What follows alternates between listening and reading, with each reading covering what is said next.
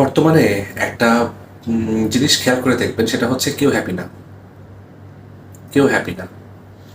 Student life পর্যন্ত happiness sadness এটা একটা ব্যাপার পর্যন্ত মানায় যে তারা আম, পুরো লাইফটাকে তখনও দেখে না, কিন্তু প্রফেশনাল লাইফে আসার পরে দেখবেন, আপনি যার সাথে কথা বলবেন দেখবেন ম্যাক্সিমাম মানুষই হ্যাপি না।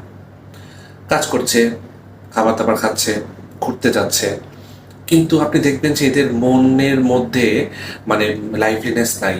কথাবার্তা বলছে কিন্তু চোখের মধ্যে তাদের এক্সাইটমেন্ট নাই, তাদের মুখে হাসি নাই, বা মুখে হাসি থাকলে সেই হাসিটা চোখ পর্যন্ত যাচ্ছে না। স্যাডনেস অনেক বেশি, কথা বলতে বলতে ইন্টারেস্ট চলে যাচ্ছে, কোনো একদিকে শূন্য দৃষ্টিতে তাকিয়ে আছে। কি মনে হয় আপনাদের কারণটা কি? যে আর্ন করছে, ফ্যামিলি রেইজ করছে, ছোটোখাটো সমস্যা সবারই থাকে লাইফে, তারপরও তারা ভেতর থেকে হ্যাপি না কেন?